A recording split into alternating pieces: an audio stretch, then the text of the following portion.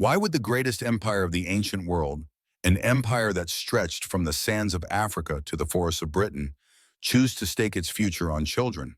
Why would hardened Roman generals, men seasoned in decades of bloodshed and brutal campaigns, gamble on the soft hands of young hostages? The answer lies deep in the perilous frontier politics of the empire, where bargains were forged not in treaties alone, but in the fragile lives of sons and heirs. From the earliest days of Roman expansion into Gaul and beyond, the Republic, and later the Empire, discovered a disturbing truth. You could smash tribal armies in the field, you could burn their towns, you could crucify rebels on the roadside, but you could never entirely trust the loyalty of conquered kings. Force alone was never enough. What Rome needed was leverage, something more binding than signed treaties, something more visceral than fear. And so, in a world where steel was rarely enough to guarantee peace, Rome turned to flesh. They demanded hostages, but to call them hostages in the modern sense is misleading. These were not filthy prisoners chained in dungeons beneath the Forum. No, these boys, often the noblest sons of tribal leaders, were led into Rome's heart and immersed in its culture. They were dressed in Roman tunics, schooled in Latin rhetoric, taught to wield the gladius, shown the grandeur of the Colosseum and the awe-inspiring temples. They were captives, yes, but they were also honored guests. Rome wasn't just holding them. Rome was attempting to remake them. Picture the moment one of those hostage princes arrived in the city, a boy perhaps 12 years old, his eyes hardened from seeing war, but his frame still thin from youth. Behind him, his father sat uneasily in a Roman governor's tent, signing papers that guaranteed peace, if his son remained in Roman care. That boy would be paraded through the streets, the Roman crowd eyeing him like an exotic trophy. Some looked with scorn, others with curiosity, but all understood the symbolism. Rome owned him. He was a living contract.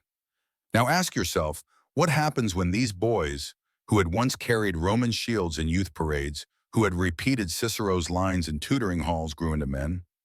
Some chose to embrace this new identity, loyal allies of Rome, rising into prominence as trusted generals or court advisors. But others carried the humiliation of their captivity like a burning coal, a flame that would one day set whole provinces ablaze. And here lies the central drama. Hostages were meant to ensure peace. Instead, they planted seeds of vengeance, or spawned fractured loyalties that would later crack the empire itself. To understand why Rome relied so heavily on such a fragile system, we must first step back and examine the strategic dilemma facing the empire. When Julius Caesar strode into Gaul in the mid-1st century BC, he faced not one unified opponent, but a patchwork of tribes, Arverni, Aedui, Belgae, each proud and fiercely independent. Tribal politics were famously volatile. Today a chief pledged loyalty, tomorrow he courted rebellion. Roman generals could never be sure if those same warriors who fought beside the legions one summer would turn against them the next. So Rome devised a tactical solution not born on the battlefield, but in the realm of human psychology. By holding the sons of allied chieftains, Roman commanders tightened the leash on wavering tribes. A father might waver in loyalty, but knowing his son sat in a Roman villa, thriving or suffering at Rome's pleasure, forced him to think twice before rebellion. It was in its own way brilliant and undeniably cruel. Let us not imagine that chieftains gave up their sons lightly. For them, the surrender of a child represented not only personal grief, but immense symbolic humiliation. In tribal society, children of noble blood weren't just heirs. They embodied future leadership, future pride. To hand them over was to announce to one's people, our survival rests on Roman mercy. For Caesar, for Augustus, for later emperors, hostage-taking was both a sword and shield of empire. Yes, it subdued restless provinces, but it also carried hidden risks. Because hostages were not blank slates, they were human beings with memories, loyalties, and hearts that Rome could not predictably re-engineer. Consider now the Germanic frontier. Along the twisting lines of the Rhine and Danube, Rome stared into a vast tangle of forests and marshland filled with people who neither feared nor loved her. The Germans fought savagely, uncoordinated but tireless. their war bands smashing against Roman forts generation after generation. To the Roman mind, they were both a menace and a riddle. Could these tribes be subdued through conquest, as Gaul had been?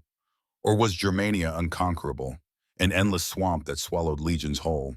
In this setting, hostage diplomacy became critical. Take the sons of kings, educate them at Rome's expense, and send them home as loyal clients. The strategy was twofold. It ensured their fathers kept peace in the short term, and it raised an entire generation of would-be leaders who saw Rome not as a distant enemy, but as the center of the civilized world. The gamble was obvious. Win hearts young, and you win them forever. But if you fail, if you foster resentment or betrayal, then you arm your enemies with the very tools of Roman supremacy. And in the singular story of Arminius, a Germanic prince raised as a Roman hostage, we see both the promise and peril of this tactic in its starkest form. Arminius grew up learning Roman warcraft. He mastered Latin rhetoric. He rode with the legions, commanded auxilia, and earned Roman titles. To his Roman patrons, he was the model success story of hostage policy, a barbarian child turned civilized commander, useful to subdue his own kin. And yet, beneath that Romanized exterior, a burning memory remained. The bargain struck at his birth, the humiliation of his father's submission. When the moment came, Arminius did not wield the gladius in Rome's service. He wielded it against them. At Teutoburg Forest in 9 AD, Arminius turned everything Rome had given him, its training, its tactical doctrine, its knowledge of legion discipline, into a weapon for rebellion. With that borrowed knowledge, he orchestrated a massacre that annihilated 3 legions, crippled Roman expansion, and convinced Augustus himself that Germania could never be conquered. It is this paradox, Arminius the hostage, Arminius the Roman, Arminius the destroyer, that will haunt the rest of our journey through this history. For every boy Rome remade, another chose vengeance.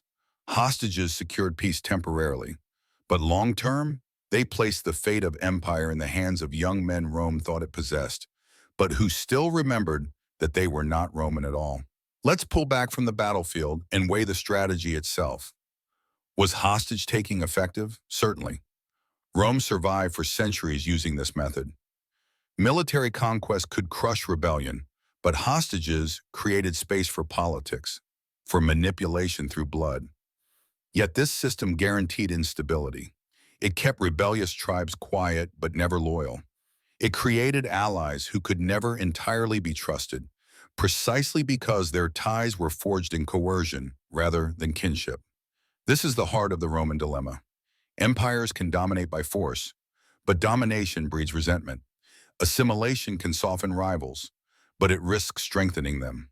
The dilemma hasn't disappeared. Even in modern statecraft, echoes of this hostage diplomacy remain in different guises. The schooling of foreign elites abroad, the cultivating of friendly client leaders, the delicate gamble of remaking outsiders into insiders. So as we begin this story, keep a question in mind. If you were the Roman general on the frontier, negotiating with a fierce tribal king, what would you demand to secure your peace? An oath, a pile of tribute, or the trembling figure of his son handed to you as collateral? That decision, one repeated countless times in Rome's history, would shape the very survival of the empire. For every boy raised Roman, the empire grew stronger. For every hostage who chose vengeance, the empire bled. And through this savage bargain with kings, we glimpse not only the brilliance of Roman statecraft, but also the tragic seeds of its undoing. Because make no mistake, the story of Rome's hostages is no footnote. It is a central drama of power, manipulation, and the limits of empire. It is a story of children turned weapons, of fathers torn between loyalty and rebellion, of an empire believing it could bend the wills of men forever. And as history would prove, belief in eternal control is perhaps the most dangerous delusion of all. Why did Rome believe it could take the sons of enemy kings, raise them in the empire's heart, and reshape them into loyal Romans? The answer lies in the war machine that stood behind every Roman promise of peace. The legion wasn't simply an army, it was the cutting edge of Roman civilization, the iron fist that carved the empire and kept it standing. To Rome, introducing a hostage to this machine was a lesson in inevitability. Once you've seen the legion in motion, how could you ever doubt Rome's supremacy? A legion at full strength numbered around 5,000 men. It was the embodiment of order, divided into 10 cohorts, cohorts into centuries, each led by centurions whose authority was absolute. To the naked eye, a legion on the march could look like a living organism, shields flashing in the sun, ranks adjusting at commands barked in unison. Compared to a tribal warband, which fought as a loose mob of champions, the legion was terrifying in its silence and precision. Bravery was still demanded, but personal glory was crushed beneath the expectations of the formation. One man stumbled, another filled his place. The line never broke. Now imagine a young hostage prince standing on the edge of a training ground as the century drilled. He sees soldiers drive their shields forward in a synchronized wall, their short swords thrusting out like iron teeth. He sees men punished for the smallest lapse in discipline. He sees the centurion's vine staff come down on a lagging legionary with brutal force. For a boy raised to admire the individual heroism of tribal warriors, the lesson would be searing. Rome doesn't fight like you. Rome fights as one. That unity was forged in training that bordered on savagery. Recruits didn't start with real weapons. They began with wooden swords and spears deliberately made heavier than the steel versions. They hacked at posts for hours until exhaustion wrung out every illusion of strength. Their daily marches could stretch 20 miles in full kit, armor biting into their shoulders, shields battering their arms. Discipline was absolute. Cowardice could mean execution. Entire units might be punished by decimation, the killing of one man in every 10 by their comrades. It's hard to imagine more ruthless conditioning, but it forged soldiers of frightening resilience. Hostages exposed to this routine weren't meant to break stones or bleed on the parade ground. They were meant to feel awe. Rome wanted them to leave the training field thinking, "My people can never match this." When centurions shouted commands, when gladii stabbed forward in perfect rhythm, the hostages learned the scale of the gulf separating Rome from their tribes. The message was plain. If you defy Rome, this is what will come for you. Weapons themselves reinforced the point. Tribal warriors carried long swords or heavy spears, splendid for individual showmanship, unwieldy in formation. Romans favored the gladius, a deceptively short blade designed for stabbing in close quarters. It lacked flourish, but its efficiency was unmatched. Combined with the scutum, the great curved shield, a Roman soldier became a human wall. Add to that the pilum, the throwing spear that bent upon impact, useless to fling back. And you see why tribal shields splintered and defenses collapsed when they faced a Roman charge. Engineering magnified the legion's intimidation. These weren't just soldiers, they were builders. Wherever they marched, they gouged ditches, raised defenses, and threw up fortified camps in the space of a single night. To tribes accustomed to rough encampments by rivers or forests, the Roman camp looked like a permanent city of walls and gates. Imagine a prince seeing this while his own home was made of wooden thatch, realizing Rome could create stone fortresses at will. Rome was not temporary. Rome did not withdraw. Rome built, and Rome stayed. This wasn't brute force alone. It was a deliberate psychological strategy.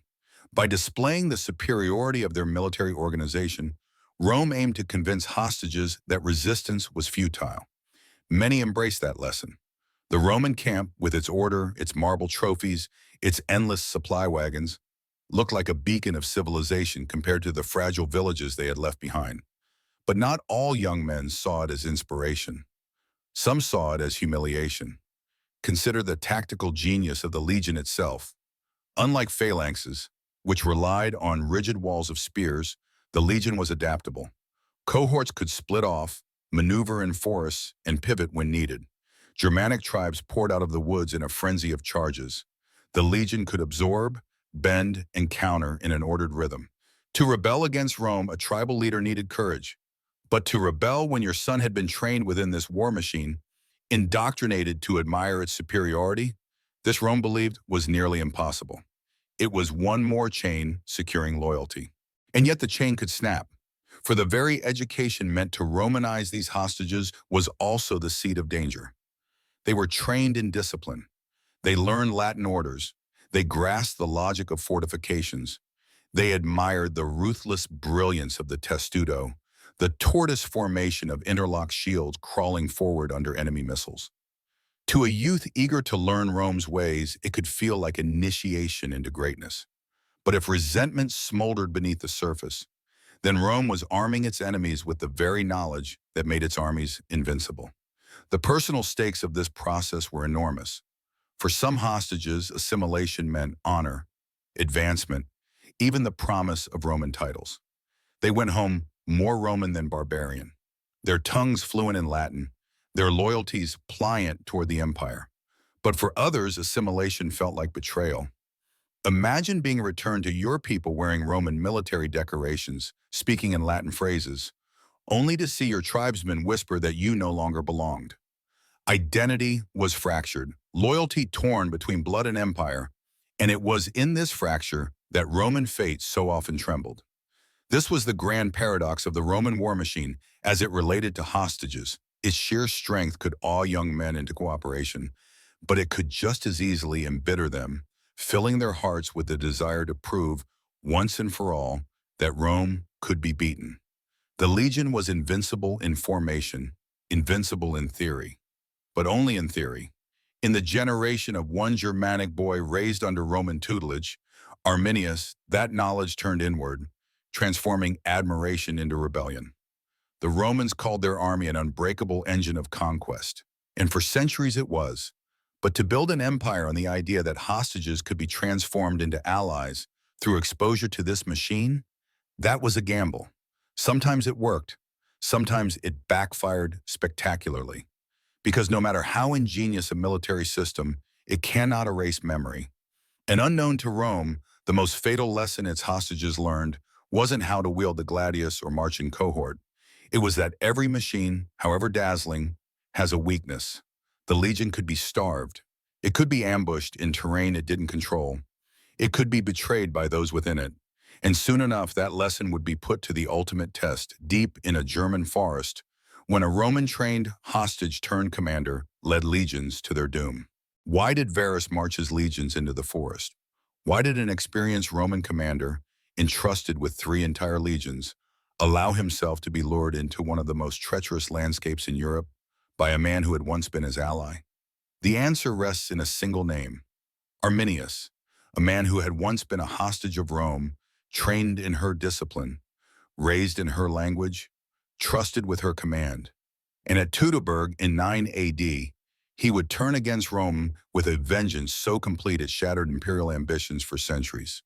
This wasn't merely a battle, it was a catastrophe. The scene begins with a fragile peace along the Rhine frontier. Publius Quinctilius Varus was governor of Germania, tasked not just with guarding the frontier but with transforming it into a permanent province.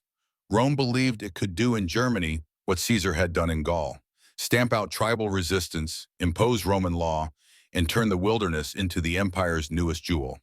But Germania was not Gaul. It was thicker with forests, darker with marshes, harsher in weather and tribes. Behind the facade of Varus's calm control, rebellion was already brewing. At the center of this brewing storm stood Arminius, son of the Cheruscan nobility, once a boy sent to Rome as a hostage. He had walked the streets of the capital, studied under Roman officers, risen through the ranks of the auxiliary cavalry. He was fluent in Latin, decorated by the empire, trusted as Rome's own commander. To Varus, he was not just loyal, he was indispensable. Arminius seemed the perfect bridge between the empire and the tribes, and that trust would be fatal. The trigger came with reports of rebellion among minor tribes east of the Rhine. Arminius urged Varus to march personally with his legions to suppress it, assuring him the land was ready to be pacified. Varus believed him. After all, why wouldn't he? Arminius had eaten at his table, fought by his side, sworn loyalty in the name of Rome. What Varus didn't know is that almost every word was a trap. The legions set off in autumn, late in the campaign season, when rains already churned the ground into mud. Varus's force comprised 3 legions, along with auxiliaries, camp followers, and baggage trains. Tens of thousands moving through dense German forest, stretched thin along narrow tracks. Roman formations that had annihilated armies in open battle now looked like a cumbersome serpent, snaking through trees and bogs. Centurions struggled to keep the line intact. Supplies slowed the march, shields banged against shields in tight spaces, and watching them unseen was Arminius. The trap was perfectly laid. As the Romans wound deeper into the forest, Arminius disappeared on a pretext, to gather more allies. In reality, he had already gathered them. Thousands of Germanic warriors from multiple tribes prepared to ambush the column, using the thick woods as cover. Here was the genius Rome had taught him. Arminius knew exactly how legions fought, knew their formations, knew how much they depended on open ground to maneuver. He knew how to strip them of their advantage, to fight them where they were weakest. It was a cruel reversal. Knowledge gifted by Rome now sharpened against her. The first assault struck suddenly. From the trees came a deadfall of spears, arrows, and javelins. Roman shields locked up, but the column stretched too far. Cohorts were broken, unable to form the deep ranks that gave them power. Germanic warriors surged in waves, vanishing into the trees, only to strike again at weak points in the line. Romans tried to throw up marching camps, digging ditches and palisades even as thunderclouds rolled and rains poured. But the mud sucked at their armor, the fires refused to light, and spirits sank. They were far from supply lines, burdened with civilians, surrounded by an enemy they couldn't see. Day after day, the forest closed around them. Cohorts attempted to form squares, but the terrain shattered every order. Horses floundered in bogs, wagons tipped and splintered. Legionaries fell not in glorious battle line, but piecemeal, dragged down in woodland skirmishes. Every Roman attempt to reset formation ended in chaos as rain lashed their ranks. Arminius pressed the psychological knife deeper. Some accounts claim Germanic women were present, screaming at fallen legionaries, mocking them in Latin, words Rome itself had given Arminius. It was warfare turned into humiliation. As bodies piled, the German victory fed on itself. The harder the Romans struggled, the deeper they sank. On the third day of fighting, Varus, realizing the disaster, reportedly fell on his own sword rather than be captured. His officers, desperate to save face, followed him in suicide. Around them, broken legionaries were cut down to the last man. Eagles, the sacred standards of each legion, were seized. Symbols of imperial invulnerability now paraded by barbarians as trophies. In 3 days of ambush, Rome had been annihilated in a way it hadn't seen since Cannae against Hannibal, more than 2 centuries earlier. Strategically, the disaster was devastating. Augustus himself, told of the news, tore his clothes and cried out, "Varus, give me back my legions." The loss didn't just mean tens of thousands of men. It meant shattered confidence. Roman illusions of easily annexing Germania collapsed overnight. The Rhine would become, from that day forward, less a springboard of conquest and more a wall of defense. Now consider the ultimate irony. The man who masterminded this disaster had been forged in Rome's own halls. Arminius was the hostage who had eaten Roman bread, studied Roman drill, worn Roman armor, and ridden in Roman cavalry. He knew how the empire worked because the empire had shown him. His betrayal wasn't born of ignorance, it was born of education. The hostage system, designed to bind kings to peace, had instead produced the mind that shattered Rome's trust in conquering Germania. How should a commander like Varus have acted differently? Consider it tactically. The correct Roman move would have been caution, avoiding late-season marches, refusing to enter thick forests without reconnaissance, never stretching 3 legions in vulnerable columns so far from supply. But Varus trusted his informer. Complacency, arrogance, and overconfidence in Rome's system blinded him. He believed the machine could never fail. And in that belief, he walked it off a cliff. The consequences rippled far beyond the mud of that forest clearing. The battle ended Rome's great thrust into German lands. Future emperors launched punitive campaigns, but none dared claim Germania in permanence. Modern maps still reflect that line. While Gaul was Romanized into France, while Hispania became Spain, Germania remained beyond the reach of empire, growing into a different cultural core of Europe. The Roman dream of universal dominance cracked in that forest. From the perspective of hostages, the lesson is chilling. Rome had gambled that taking sons of kings would keep tribes loyal. With Arminius, they lost spectacularly.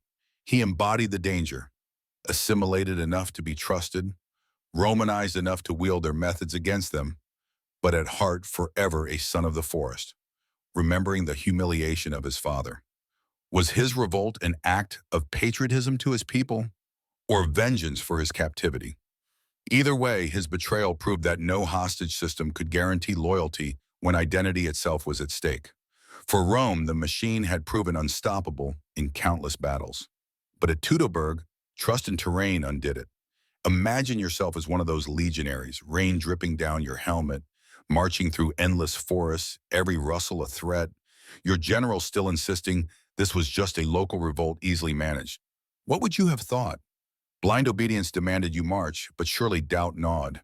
In that doubt lay the weakness Arminius exploited. The ambush at Teutoburg remains more than a tale of slaughter.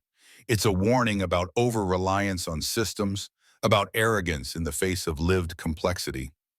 Rome thought its legions invincible. Arminius proved otherwise.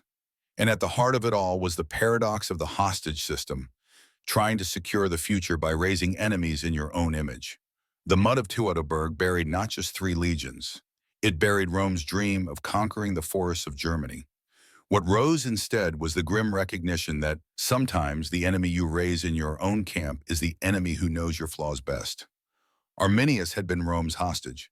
At Teutoburg, Rome became his. Why did Rome, so mighty in legions, so confident in conquest, tremble when the Senate gathered after Teutoburg? Why did emperors, who normally basked in triumph, instead pace their palaces in suspicion, glancing at their advisors as if everyone present might betray them? The answer is this: Rome's greatest defeats were born as much in politics as on the battlefield. For behind every disaster lay intrigue, ambition, betrayal, and the ruthless power games of men who wanted empire not for survival, but for glory. And in the crisis following Teutoburg, the hostage system itself was dragged into the dark arena of Roman politics. Let's return to Augustus.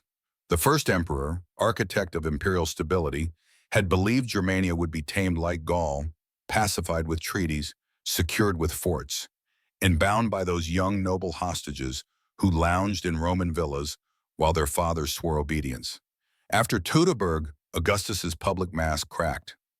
Ancient sources tell us he would slam his head against marble walls, crying out, "Varus, give me back my legions!" until courtiers feared for his sanity. But his private fear was even worse. If one hostage could betray Rome so completely, how many others, sitting in luxurious Roman households, might be planning the same? In the Senate, the political knives sharpened. Enemies of Varus muttered that his arrogance had doomed Rome, but that wasn't enough. Fingers pointed at the whole strategy of assimilation, at the practice of hostage diplomacy itself. Was this wise policy, or a Trojan horse eating away at Rome from within? Political rivals seized the moment. Senators who disliked Augustus's expansionism claimed this was punishment for imperial overreach. More hawkish men argued the opposite, that failure came precisely because Rome had been too lenient. Every hostage's fate became a political statement. Should they be treated gently, educated as allies? Or should they be imprisoned firmly to ensure their loyalty through fear? In these debates lay not just the fate of captive princes, but Rome's entire posture toward its frontiers. Behind closed doors, the stakes grew deadlier. In the palace corridors, Augustus's successors in waiting, Tiberius Germanicus, Drusus, measured their reputations. If they led victorious campaigns, the Senate might contain its doubts. If they failed, political rivals would hound them mercilessly. And every senator knew that a single failure on the frontier might drag the empire into chaos domestically.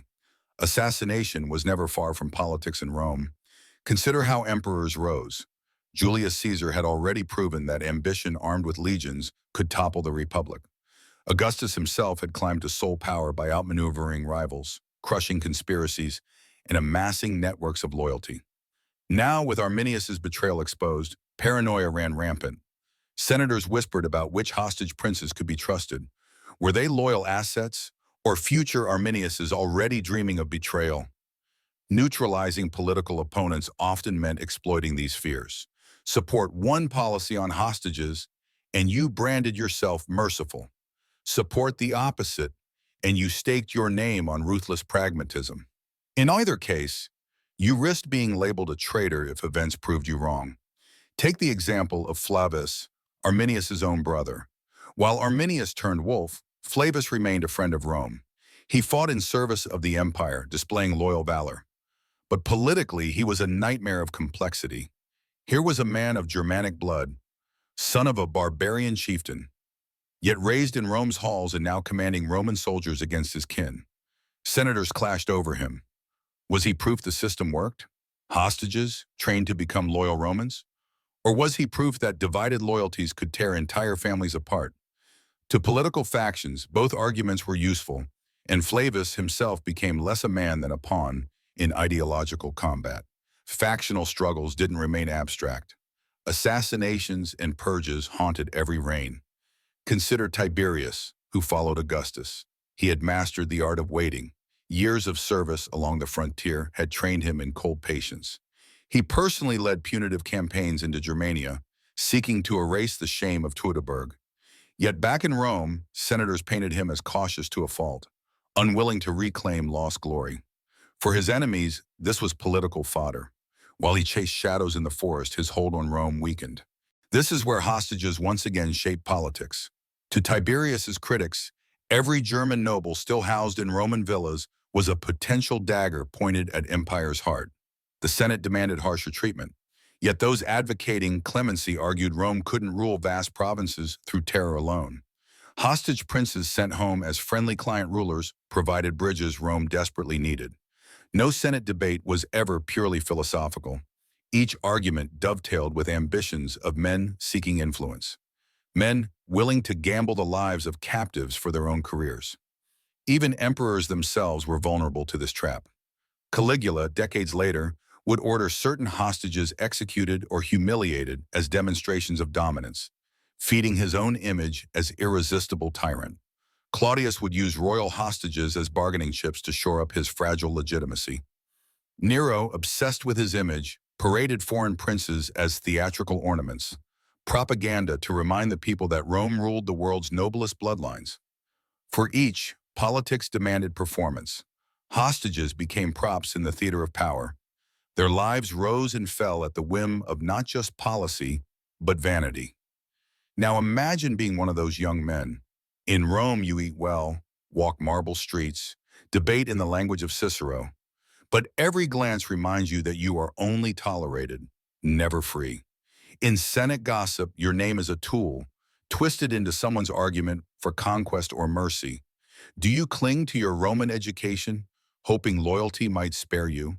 Or do you burn silently with the same rage that ignited Arminius? Political intrigue didn't simply decide your fate, it molded your very identity. Roman politics was gladiatorial without swords. The Senate's debating hall was an arena where rivals sought advantage, critics plotted downfall, and emperors practiced the art of balancing terror with generosity. Hostages provided perfect ammunition. In times of victory, they were paraded as proof of Roman benevolence. In times of disaster, they were condemned as ticking bombs. Neither perspective valued them as people. They were pawns in grand games, their futures yoked to shifting tides of power. The greatest irony of all rests in the long-term balance of these choices. Augustus had once believed hostage diplomacy would ensure peace on the frontiers. By the mid-first century, however, senators were demanding a harsher stance after Teutoburg. Yet too much harshness risked constant rebellion. Too much mercy risked more Arminiuses.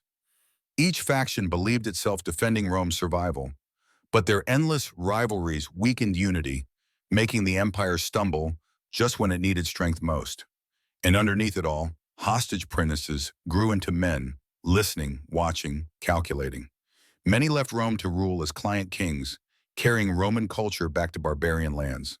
Some became steadfast allies. Others became implacable enemies. But every one of them had been forged in the cauldron of imperial politics, shaped as much by Senate intrigue and assassination whispers as by Roman tutors and generals. Politics shaped the army, and the army shaped politics. When consuls argued over budgets, they were also deciding how many legions could march east or west. When senators questioned loyalty of hostages, they were questioning the wisdom of emperors themselves. Foreign princes, held as collateral, became the sparks of domestic firestorms. And a single betrayal could topple not just a frontier fortress, but entire political careers back in Rome. The stories of Varus, Augustus, Tiberius, and Arminius reveal how entangled the strands of war and politics truly were. Rome didn't simply fight battles with spears and shields. It fought them with marriages, with hostages, with whispered promises and sharp-tongued Senate debates. For every legion lost in the mud of Germania, another battle was waged inside marble halls. And no war was bloodless, even when fought with words. So the question looms, did Rome collapse in Germany because its legions failed, or because its politics had already weakened its grasp before a single ambush was sprung? Perhaps the truth is both. And as we transition into the everyday realities of Roman life, remember that to the great machine of empire, politics was as lethal as any gladius thrust, and intrigue carved Rome's destiny as surely as any battle. Why did Rome, at the height of its power, devote enormous effort not only to defeating tribes but to reshaping their very children? Why did emperors believe that the survival of their world depended as much on the cultural lives of captives as on the triumph of legions? The answer lies in the Roman conviction that conquest was unfinished without assimilation. To Rome, victory in battle secured land, victory in culture secured permanence. And nowhere is that more painfully visible than in the daily lives of Germanic hostages within the empire. Let's step into the skin of one of these boys. He has been taken from a smoky wooden hall in Germania and now enters a villa in Rome. Marble floors gleam beneath his feet. Mosaics shimmer beneath torchlight. Slaves bring wine, tutors unroll scrolls written in Greek, and the shock is immediate. He has walked from one world into another universe. This boy may have arrived as a Germanic prince, heir to a forest kingdom, but the empire intends to refashion him. Every lesson, every ritual meal, every public performance is designed to reweave his loyalties. Daily life for such hostages was not one of chains and dungeons, but of cultural immersion. They attended lessons with Roman nobility, recited lines of Virgil, and learned how to declaim in the measured cadences of Latin rhetoric. Greek philosophers, imported as tutors, instructed them in stoic virtues and logical reasoning. Armed instructors taught them how to use the gladius, how to stand in rank, how to march with discipline through the city streets. They sat as spectators in the forum, watching senators debate in thunderous oratory. They were encouraged to see themselves not as outsiders, but as apprentices of empire. Some embraced it. Imagine a young prince dazzled by the Colosseum, sitting among senators as gladiators fought below. Thousands cheered, and he thought to himself, "My tribe is small, but this is eternity." He writes letters home proudly in Latin, his new tongue. He dreams of rising through Roman ranks, perhaps even of ruling his people with Rome's blessing. Clad in Roman armor, carrying imperial dignity, but others smoldered silently.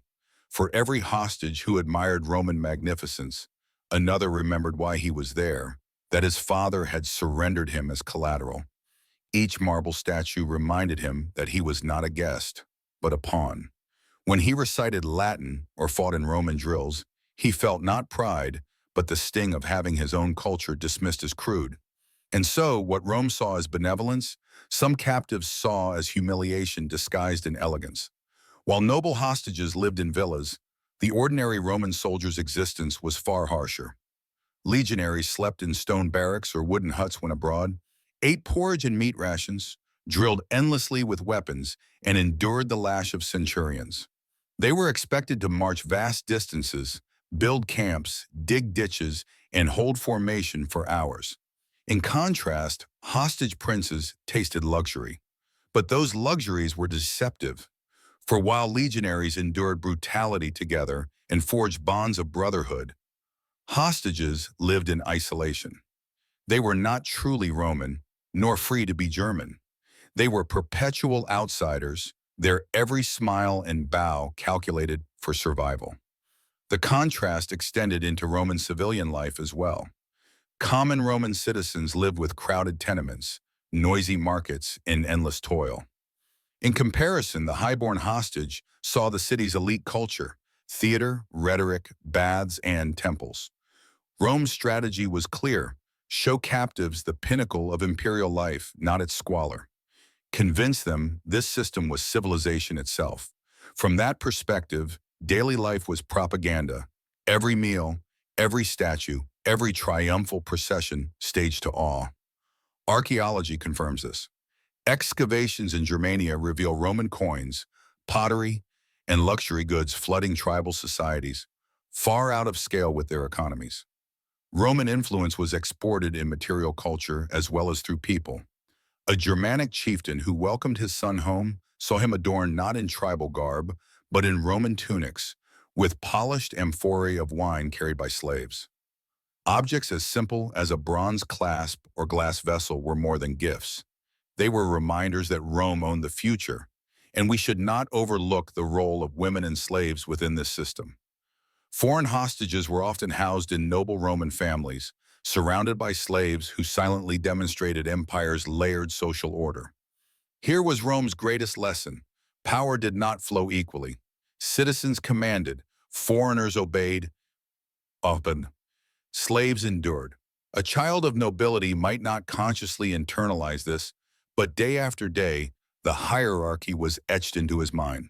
To Rome's elite, this was education. To outsiders, it could feel like indoctrination. Yet for all the pressure, the results varied dramatically.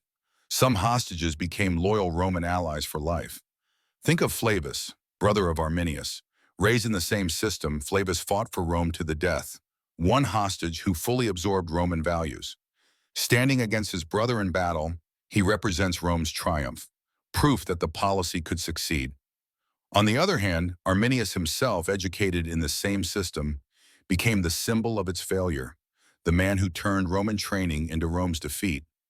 Two brothers, two futures, both shaped by the same daily life in Rome. Consider the psychological strain.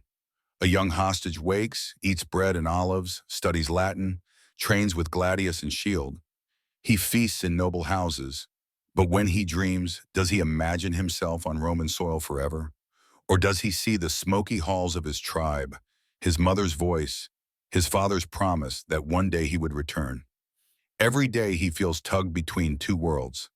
That fracture isn't just personal, it's political dynamite. Rome's success depended on such boys choosing loyalty when they became men. But loyalty built on alienation is fragile.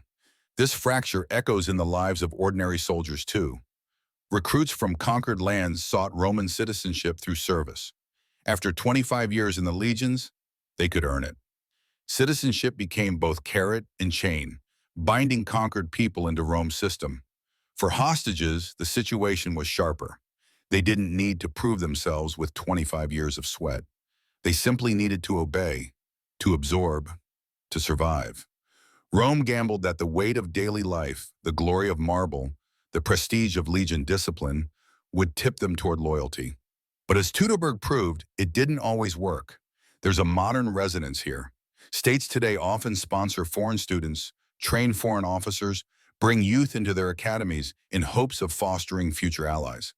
Sometimes it works. They return home with fondness for the system. Sometimes it backfires. They return disillusioned, ready to outsmart the system that educated them. Rome's approach wasn't ancient eccentricity. It was timeless statecraft. Still with us under different names, the cultural consequences ran both directions.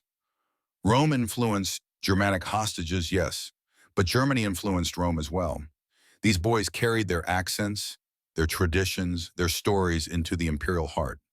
They whispered of forests, of tribal rituals, of gods not found on Roman altars. Rome was not always the teacher. Sometimes she was the student, adjusting her frontier strategies based on hostile insights given by men she thought were allies. In time, as Germanic soldiers filled Rome's auxilia, that influence would deepen, reshaping the empire from within. So daily life wasn't trivial padding in this story. It was the crucible in which loyalty or rebellion was forged. For some hostages, cultural immersion succeeded, producing loyal soldiers and kings who aligned themselves with Roman destiny. For others, each sip of wine, each lecture in Stoicism, each drill with the legion only deepened hatred for the power that had stolen their youth. The question is simple.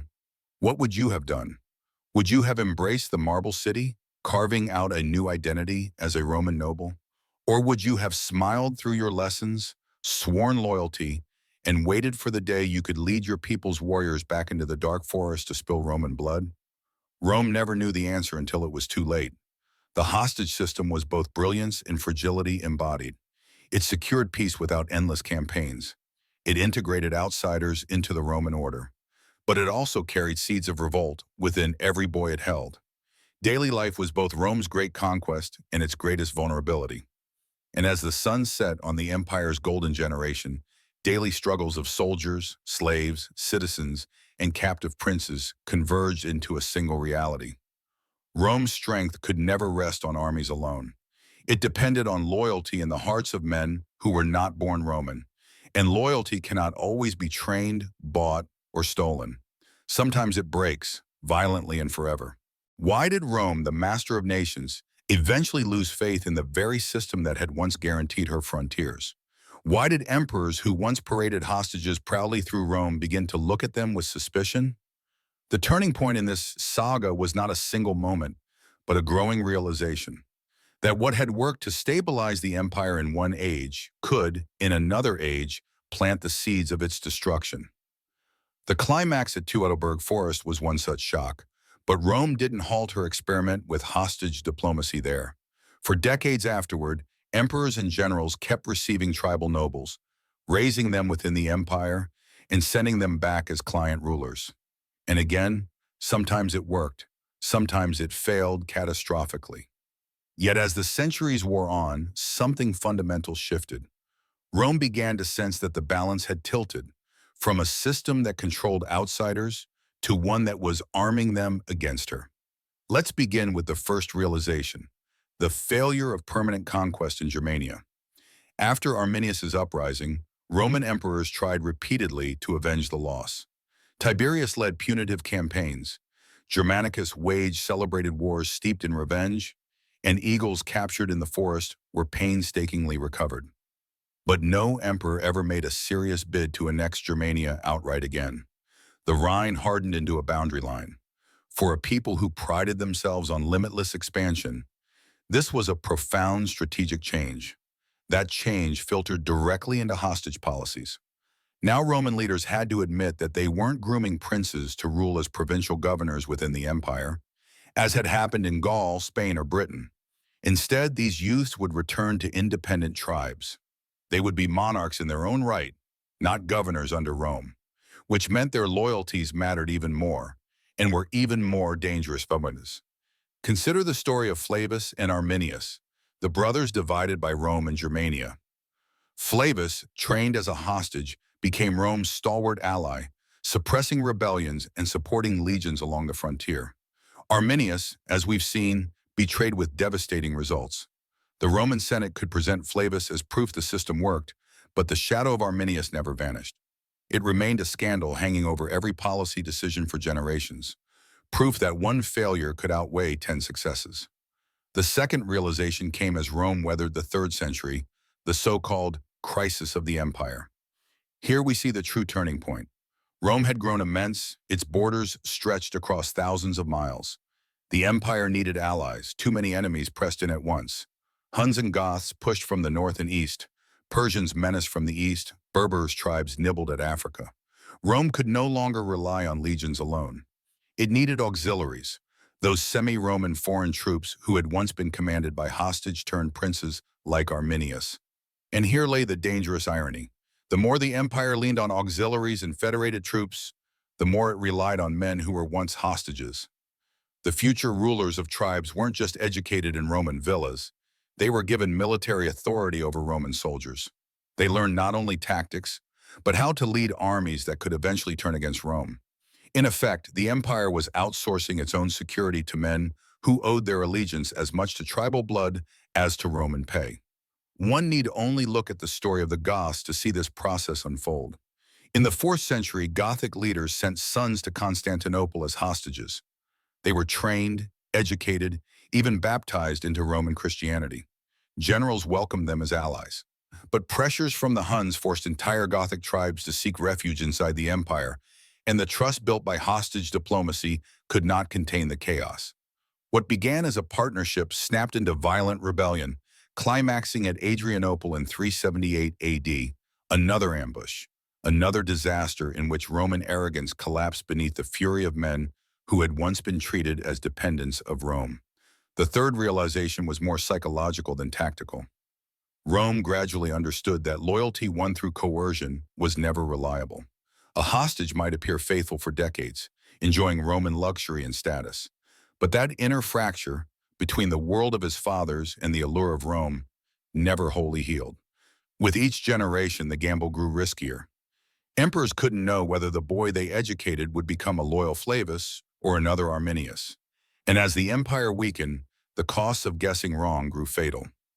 Let's consider what this meant for individual Romans of power. Imagine yourself as a senator in the reign of Marcus Aurelius in the late 2nd century.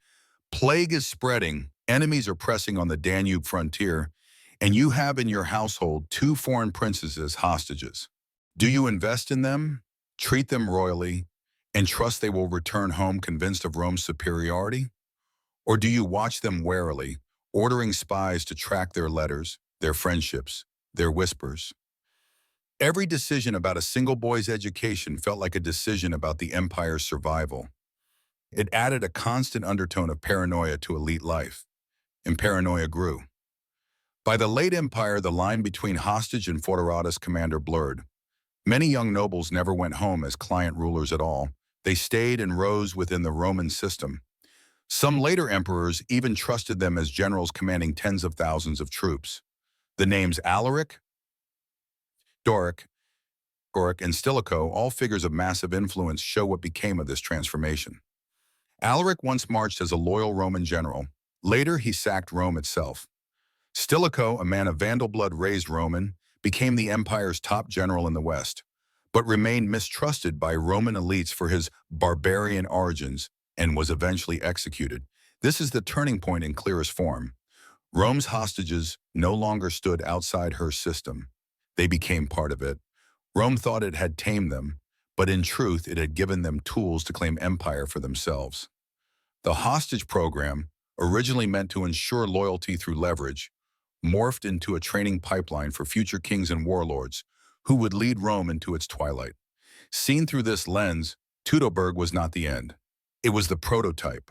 Germania had produced one prince who destroyed 3 legions. Centuries later, whole tribes would field leaders formed in the empire, fighting not to defend it, but to carve pieces from its carcass.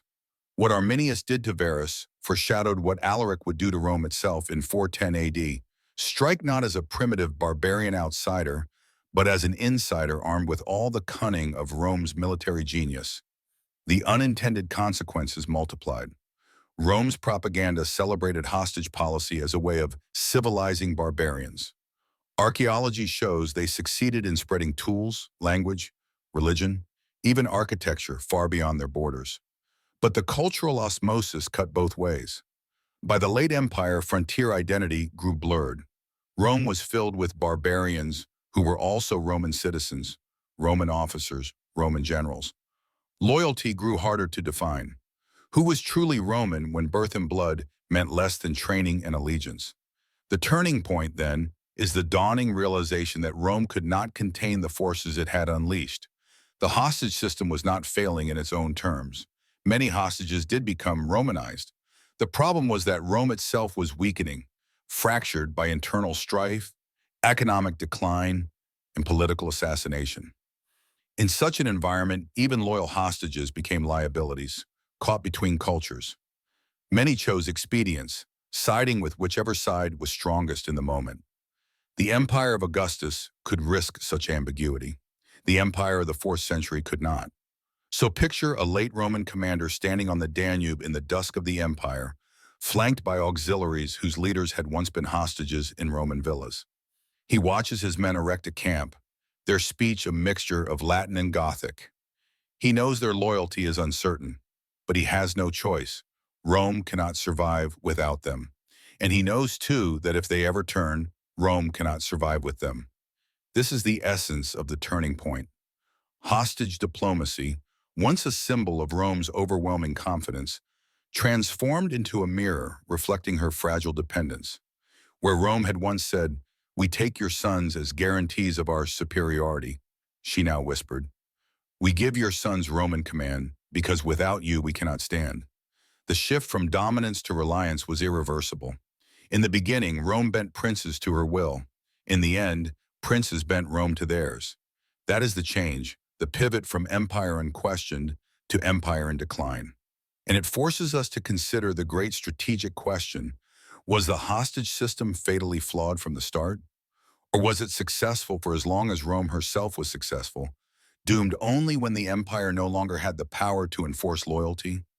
Think of Arminius and Alaric together, bookends of this story.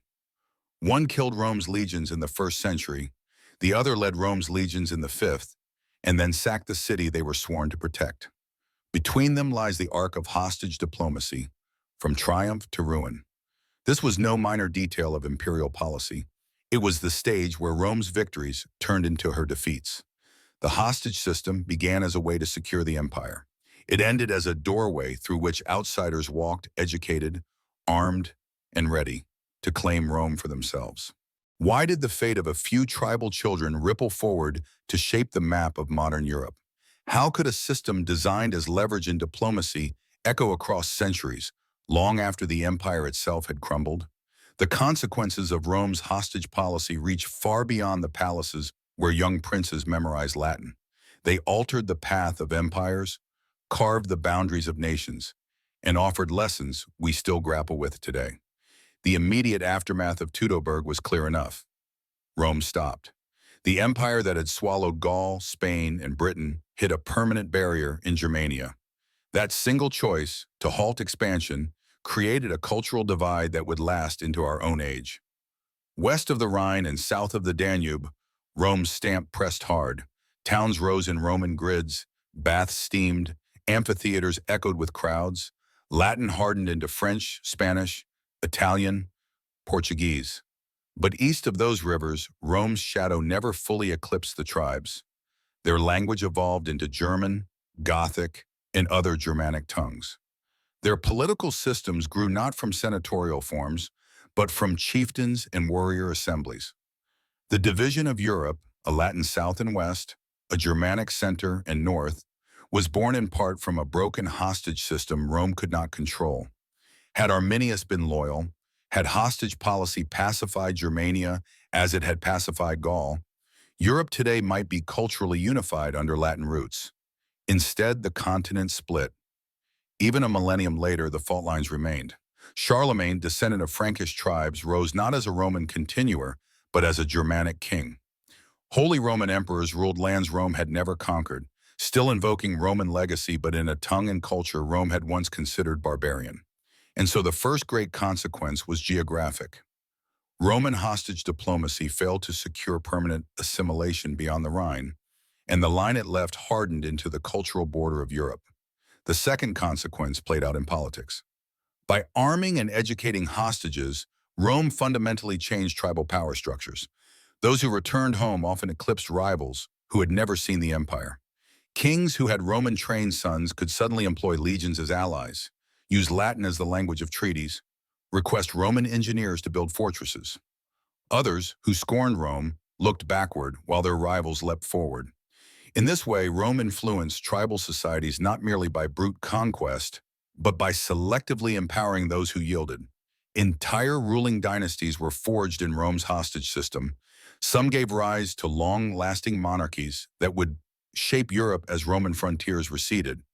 But history is never one-sided. Where one hostage became a loyal Flavius, another became a furious Arminius. And Rome's willingness to hand over military education to foreigners meant that even long after the empire's height, its enemies fought in Roman ways. The Visigoths, who settled in Gaul and Spain, marched in Roman-style infantry.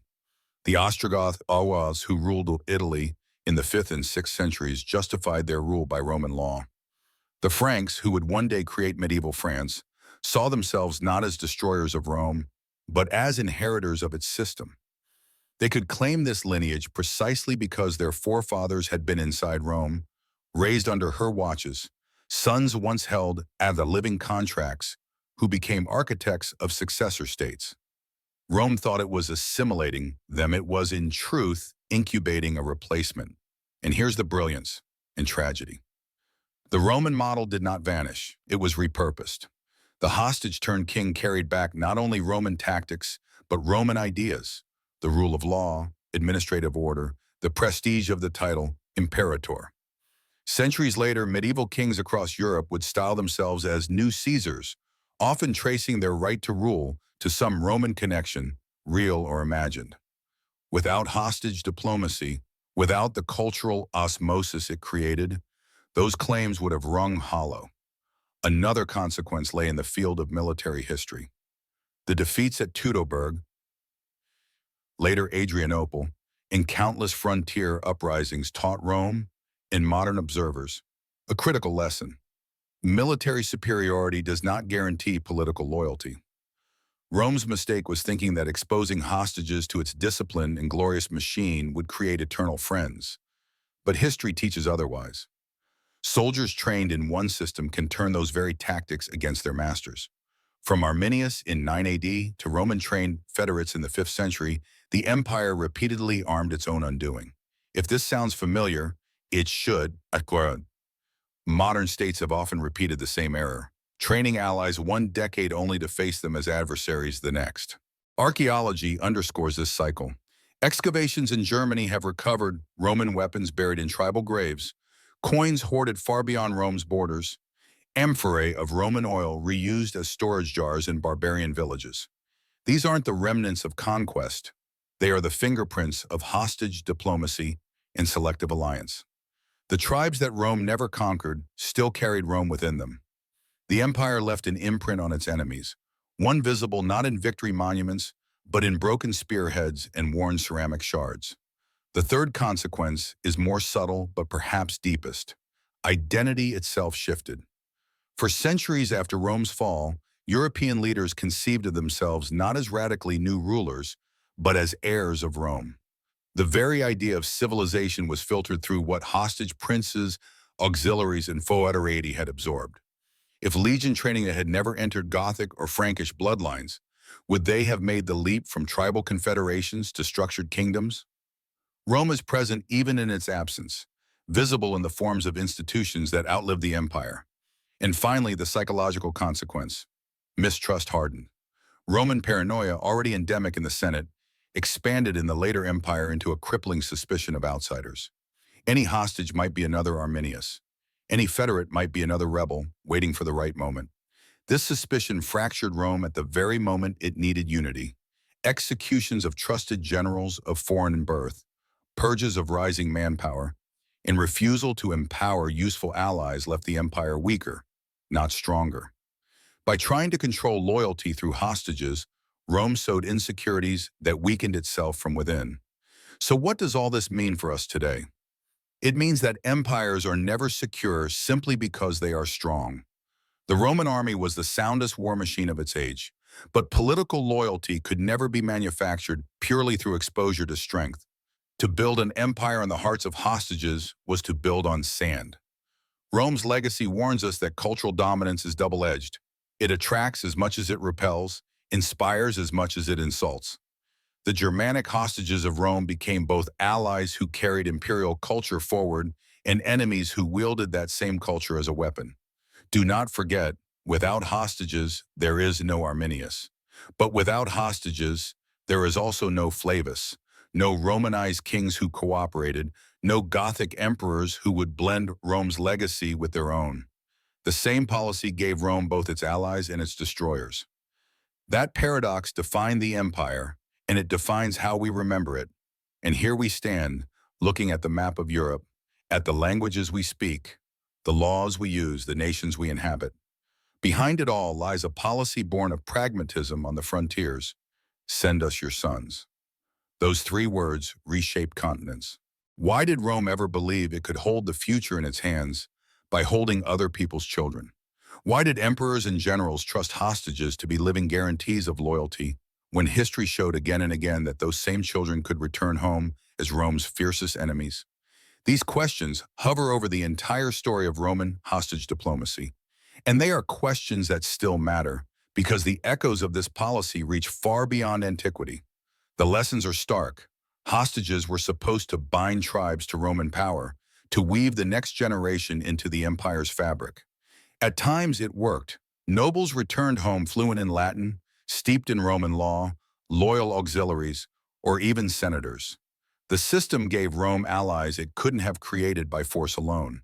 But the same policy produced Arminius, the hostage who betrayed, the man whose revenge shattered Rome's expansion into Germania. It produced Gothic leaders who, centuries later, wore Roman armor and then stole Rome itself. The danger was built into the system all along. You can expose a boy to Rome, but you cannot guarantee what he will choose to remember, honor, or despise. This is not just a Roman problem. It is a human problem. Modern powers educate foreign elites in their academies, train foreign armies, invest in raising leaders in our image.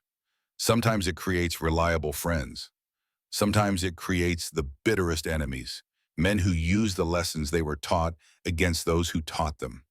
Rome's story is not just ancient history, it is an enduring caution about the arrogance of believing power alone can shape loyalty.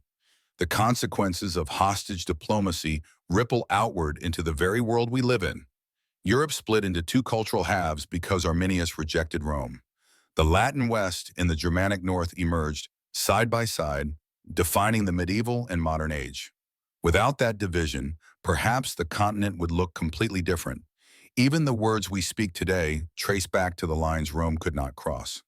The personal stories remind us that history is never neat. Flavius served loyally. Arminius avenged his people. Countless others, among others, remain anonymous, their lives lost in the shadow of marble monuments. How many hostages returned quietly, abandoning their tribal bloodlines to merge into Rome? How many plotted rebellions we never recorded? Rebellions silenced by execution before they could ignite. We will never know. Those children lived on a knife edge, their choices deciding the fates of nations. And yet, perhaps the greatest lesson is not about Rome's hostages, but about Rome itself. The empire believed it could bend all others into its orbit. It believed that taking children as living contracts was proof of eternity. But in turning boys into Romans, or at least trying, it revealed its own insecurity. Rome feared rebellion so much that it turned to human collateral. In doing so, it exposed the empire's limits. For no legion, however disciplined, no senate, however ruthless, can control what grows in the heart of a child. What remains is the paradox. Rome's hostage policy gave the empire both the stability it craved and the undoing it feared. It created allies who carried Roman greatness forward long after the empire fell. It created enemies who turned that greatness against it. It bought time for the empire to flourish, but also planted the seeds of its eventual vulnerability. It is at once Rome's triumph and Rome's tragedy. So we end where we began, with the image of a young boy torn from his tribe standing in a Roman atrium. He looks around at marble columns, at Roman tutors, at soldiers drilling outside. In his chest, two futures war. One leads him to embrace this empire, to become a part of its glory. The other leads him to bide his time, to smile politely until the day comes when he can strike. Rome itself didn't know which future it was raising in each hostage, and that ignorance cost the empire more than any army ever could. For us, the story lingers as a reminder. You can conquer lands, you can bend kings, you can even remake their children, but you can never guarantee loyalty when it is bought with chains instead of choice. Rome imagined it could control destiny by controlling bloodlines. In truth, it was bargaining with fate. And in that savage bargain with kings, we see not just the workings of a vanished empire, but a timeless warning about the limits of power.